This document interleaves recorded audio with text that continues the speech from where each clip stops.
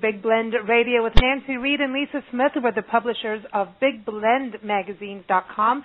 It's home to 10 online radio and video magazines. And I'm very excited because our next guest is going to talk to us about basket weaving.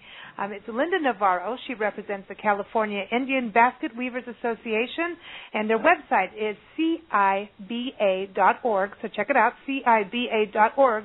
Especially if you're up in Northern California in the next week here, they have an incredible workshop coming up. It's called Tending the Wild. It's on October 27th. It's a one-day workshop on the 27th, and you could do the 27th or you can go on the 28th of October. This is October 2012. And it's held in Santa Rosa. Again, all the information is on their website at CIBA.org. Welcome to the show, Linda. How are you? Thank you. I'm fine. Well, we're honored to have you on this show to talk about the basket weaving. I know that. Tell us a little bit before we get into that. Tell us a bit about the California Indian Basket Weavers Association. It's a wonderful organization. We call it CIBA, for California Indian Basket Weavers Association. It was founded in the early 90s by a group of weavers who were very concerned that the art of basketry, would soon be disappearing if they didn't do something about it. So they got together and they formed the organization with the goal of, and their only purpose is to promote, protect, and preserve the art of basketry, of California native basketry. And today it's a huge statewide network. We have more than 360 California native basket weavers that are members of the organization. And then we have another few hundred associate members that are friends of CIBA. So, it's a large growing organization, and it just has, such beautiful cultural resources to offer. Linda, I wanted to ask you, talking about the Indian basket weaving, and it's an art, it's a part of heritage. It's also part of, I believe, being very connected to the land, And as we watch development happen across the country, and we can talk about California in specific, how does that affect basket weaving in regards to the plants? Well, it affects gathering in a big way, and especially for those tribes that live, near urban areas, especially in Southern California. They have huge issues with pesticide spraying on their plants. There's pesticides and herbicides and people just coming out and, for the purpose of development, they just scrape it all off and then it's gone forever. And, maybe those are some historic gathering places for their people. And we really don't like to see that happen. And we have people in those areas that are weavers that advocate very strongly with, their local governments to try and protect those plants. When we lived in Southern California, I had a friend who would harvest white sage, and right now we're at this point of, you can't find it anymore, Yeah, that's because they went in and they pulled it all out by their roots and took it all. Mm-hmm. No, it's true. No, you're absolutely right. There's a way of doing this.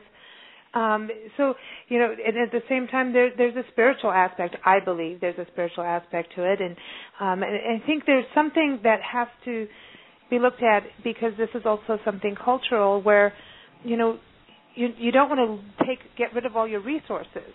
Mm-hmm. There's wild harvesting, and then there's people that just, I get to this point sometimes even on shows and who we deal with, and as we travel around the country right now, and there's people, you could go harvesting, and it's exciting in some ways, but it really is about who's doing it, I feel, because it's scary, because there's good harvesting and then there's harvesting that isn't proper, like you just said, taking it all up from the root.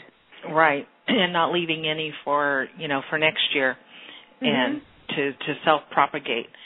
My mother and I and people in my family, we come from a long line of herbal medicine people, and we use all the plant medicines in our natural medicine. And we always have people that want to know, where did you get it? They want to run right up there and just gather as much as they can. Like it's a store.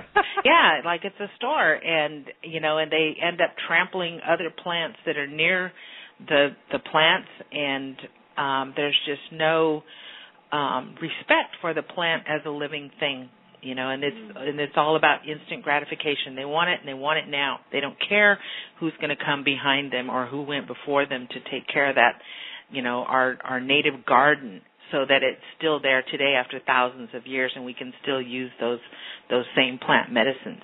And the same goes for basketry. My sister and I, we go and gather in the same willow patches where all our grandmothers from the beginning of time have gathered their willows. So we're tending, those plants every year. We make sure that we're going to have nice, long, straight shoots for our baskets every spring by paying attention to what's going on there. You look at the... Excuse me? Go ahead. I was just going to ask, you're talking about taking care of them for the baskets that you're doing, so you make these every year, and you go out there and you harvest. So you're watching out for the environment, so you become, come on, anybody doing this correctly has that connection to the earth, I believe. Mm-hmm. Nancy and I, part of our heritage is Paiute. And, of course, there's not one person in our family who wants to recognize that, unfortunately. We won't go there. I've heard a lot of that kind of history. Yeah, that's just their problem. But there is this becoming a steward of the land and doing it correctly. And, as you're doing this, people look at baskets and the first thing is, it's an art form, okay, just like making pottery and things like that. Yes, it's artistic, but at the same time, this is something that is also usable, right? Mm-hmm. Oh, of course. Mm-hmm. Yeah, because I think a lot of people tuning in who may have not seen Indian basketry don't really understand what it is. So can you give us a little history on just the basket, what you do with it as basket weaving? I mean, why don't you go to Walmart and just go get a bucket or something, I'm serious.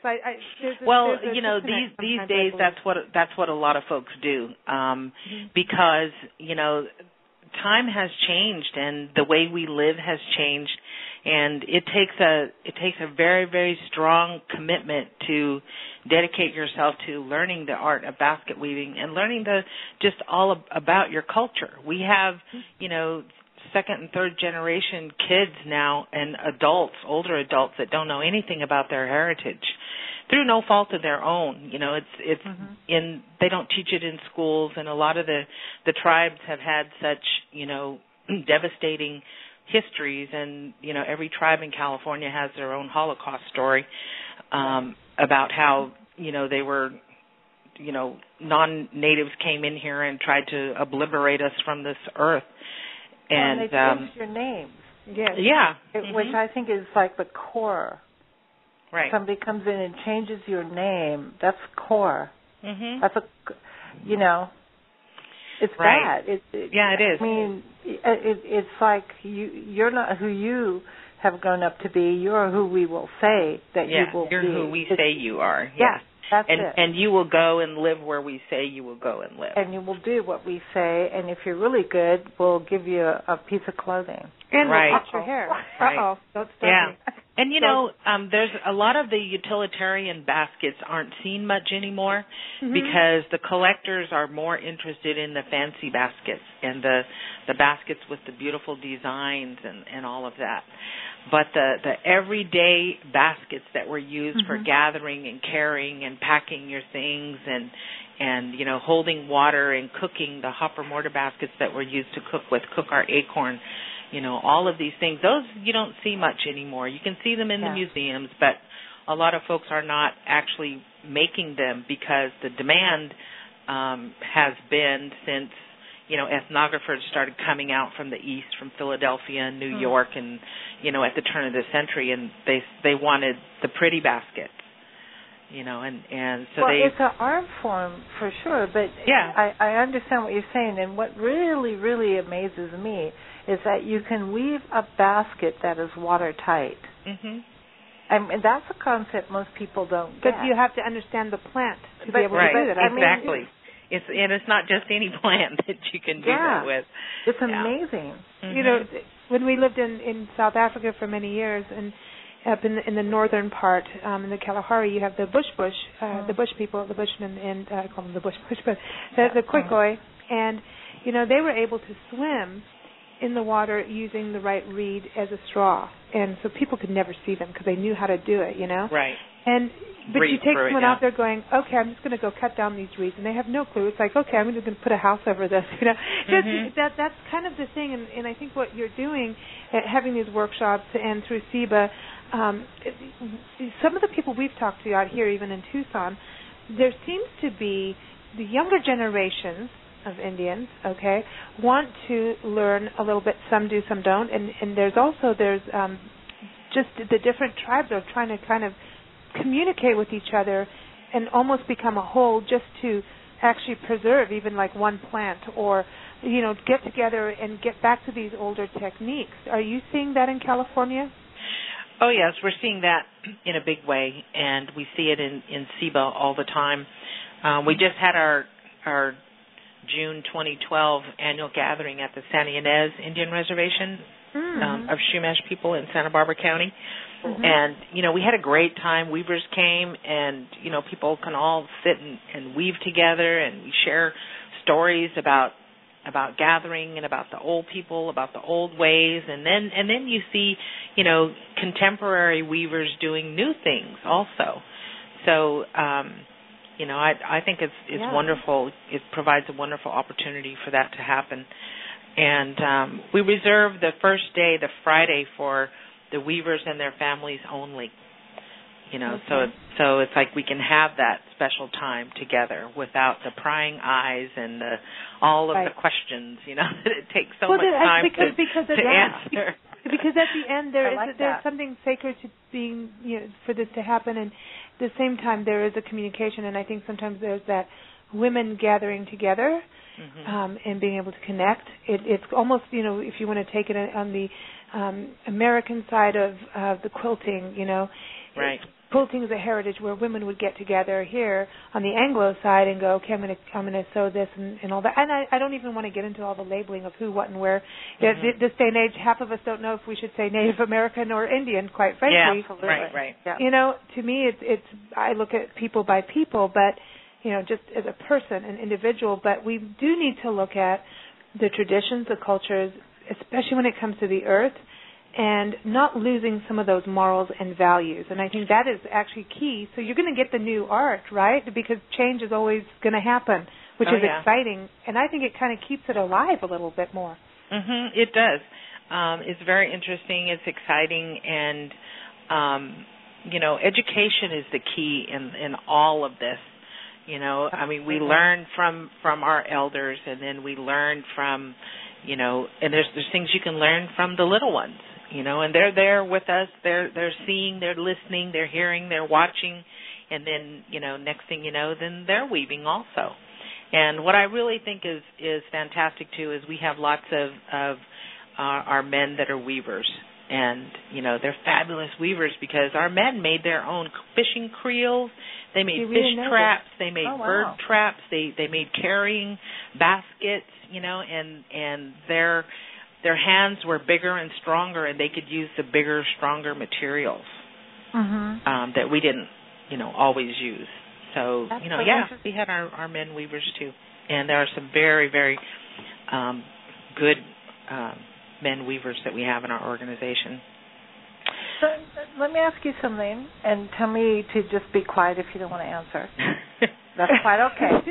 No, I'm just going to say this because we know that Native Americans or Indians, whatever you prefer, we prefer to be called, whatever. I'm not very politically correct. I'm not known for that. But, well, I'm not. I'm just going to say it straight out.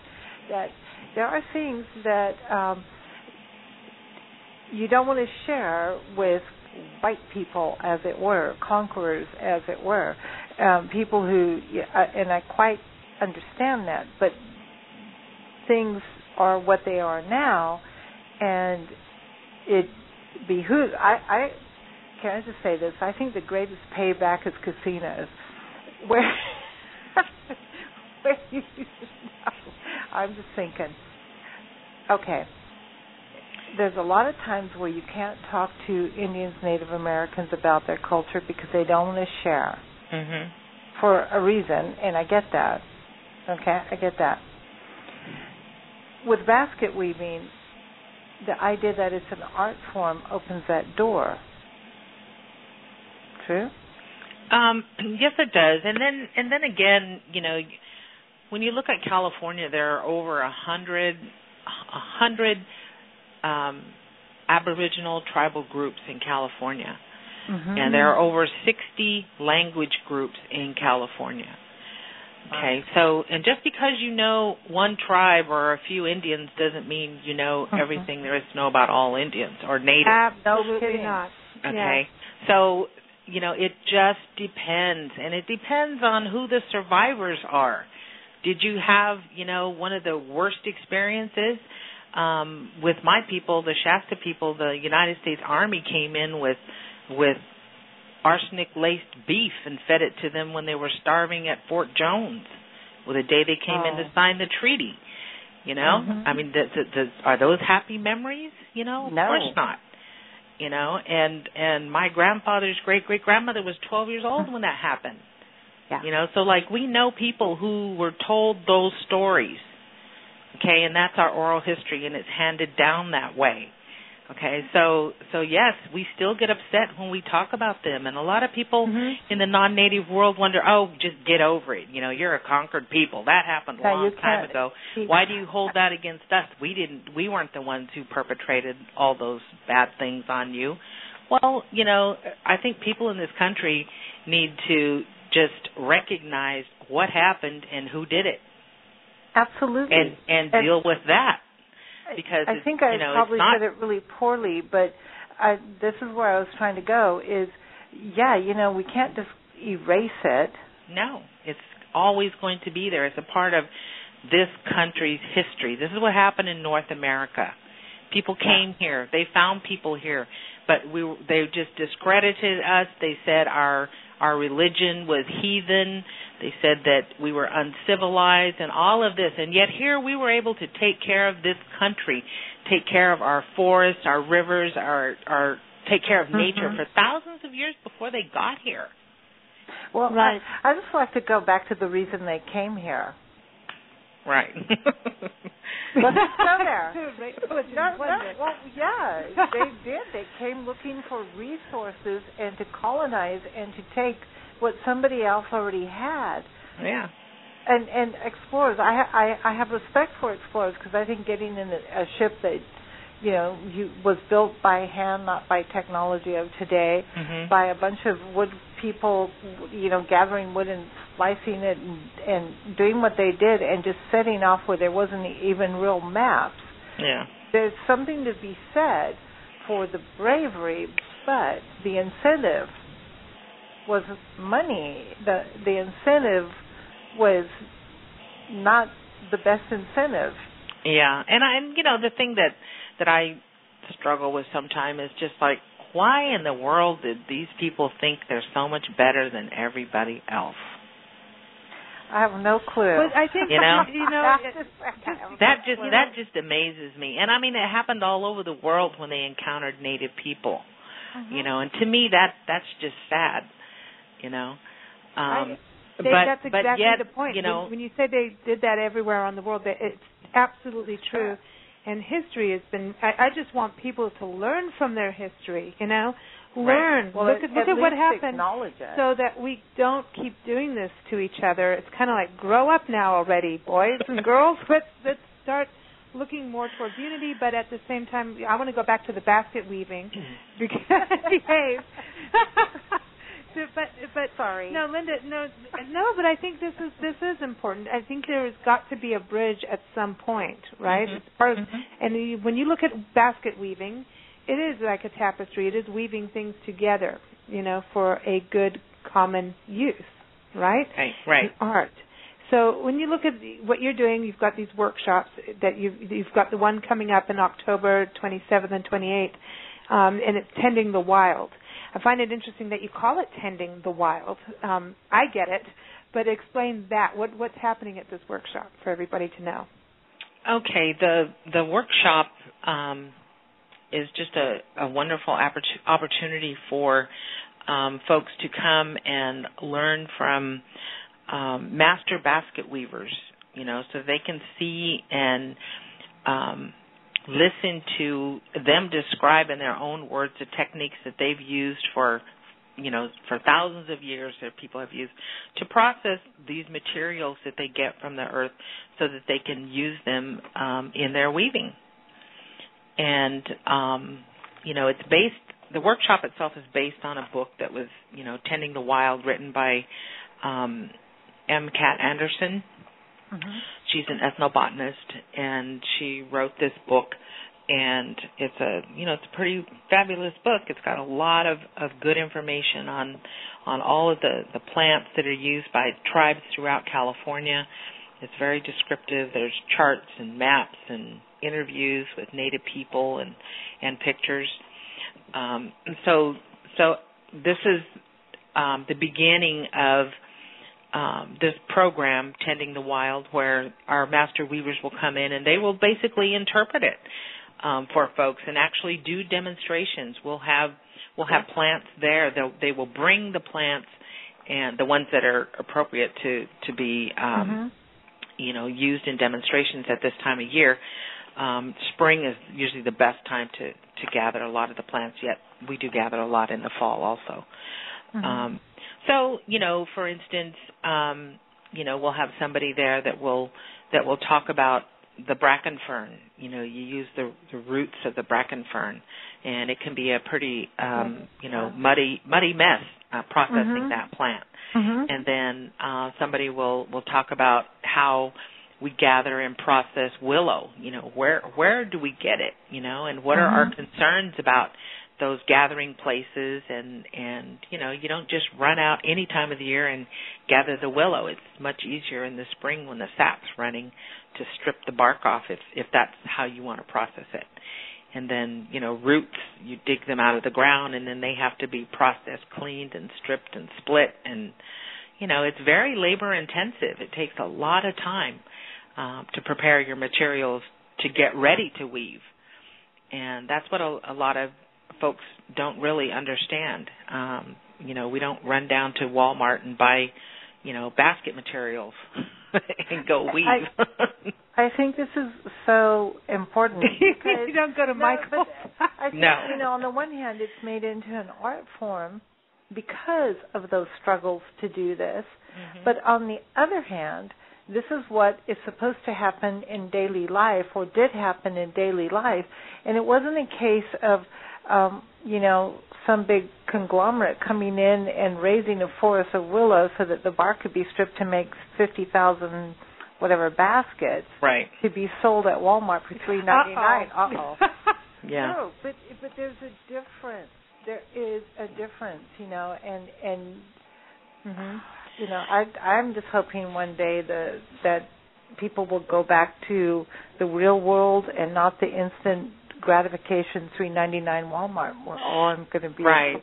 trouble. Right. I mean, I was really surprised when I found out that, there are a couple of countries where, industrialists have invented machines to weave the cane into their baskets that they sell for, $3 at these little shops. They are definitely not the same, and you can tell they're not the same. Yeah. They don't have the spirit of the weaver woven in that basket, See, and I'm so glad you said that. Yeah, I mean, that's what to me is so special when I see a basket and you can touch it and you can feel it and you know who made it. There is a spirit part of that, because there's a blessing that goes with making something.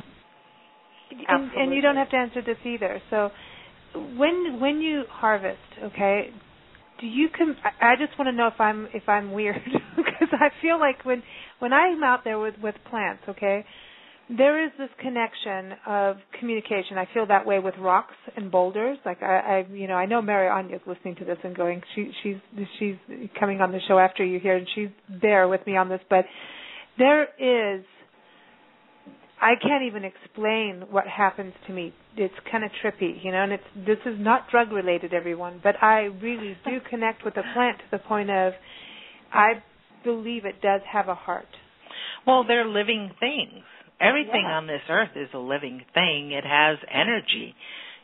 rocks. Where do the minerals come from that we need in our bodies in order to survive on this earth?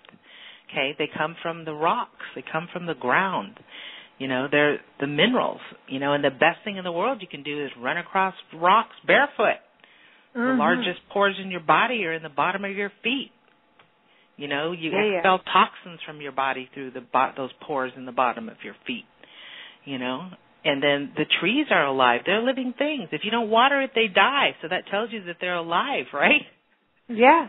So all of our basket materials are alive. I mean, there's energy there. And then when you combine it with your own energy, then you have something special. And that's when you really are dealing with the energy. Yeah, the energy. Well said. You rock, Linda. I No, seriously, I think I hope you come back on a show, because we're doing a lot of things that I think definitely would love to see you involved in, just kind of bridging the gap between people and also in doing it correctly. There's a lot of correctness that has to be done with this. We understand that, and we want it to be done right. We want it that everybody walks away from whatever we do with these shows, that they have learned something and can continue in a positive way, if that makes sense, There's something to be said for this. It has to happen at some point where people start to get each other and still can be their own. And you mentioned this. It was a Holocaust to people. It absolutely was. And so you can't deny, and people who do, there's people who deny the Holocaust and, but the Nazis and Hitler, I'm like, where have you been, people? But there's people who want to do the denial, and that's their own issues. That's their issue.